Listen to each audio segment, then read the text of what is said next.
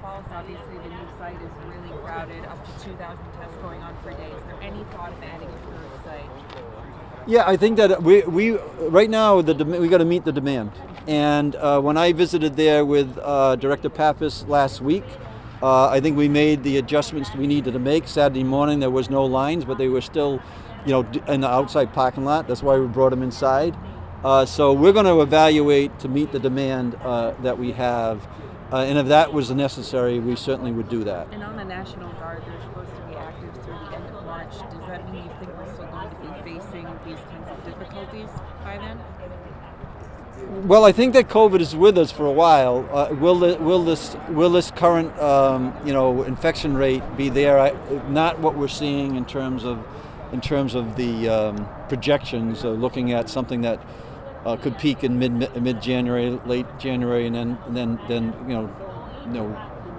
work its way towards where we were prior to Thanksgiving. So yeah, I think that we're continuing to be prepared. We continue to have daily meetings like we've had all since I've been in office, and been very aware of the circumstances. So we're on our guard, but we do want to tell people, especially out there that are unvaccinated, you've made your decision not to get vaccinated, and we'll respect that, not quite understand it, but you got to be extremely careful right now if you're unvaccinated.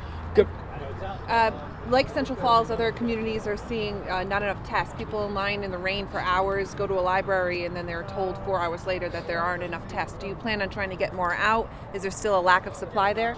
I think that the municipalities are going to play a real strong role in making sure that we address that issue. It's unacceptable to me right now this time of the year to have people outside in the line. And so we're going to continue to bring that inside, and we're going to continue to add more and more capacity to meet the demand on the short term, which will probably subside once the infection rates go down. But yeah, it's not acceptable to be having people outside in the line. I mean, I'm a little chilly myself right now, although I have my fancy vest on here right now. But 2 more questions. yeah, so we're addressing that. I think that Director Pappas has done a really good job over the last week, and we are, I was on the calls with people on CVS last night on the testing kits. I was on the call with San Diego last night with the CEO of a business that has been supplying us.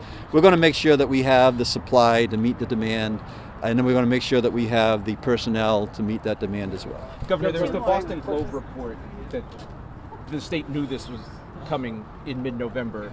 And your political rivals have said you're too little, too late. What do you say to those who say that you should have known this was coming and enough has not been done? Well, certainly you shouldn't be bringing politics into this and kind of rooting that somehow the virus is going to beat us. It's not going to beat us. And all I would say is, look, in that November time frame, I re-signed 2 executive orders on November 14th, one to extend the Delta emergency, one to extend the mask mandate.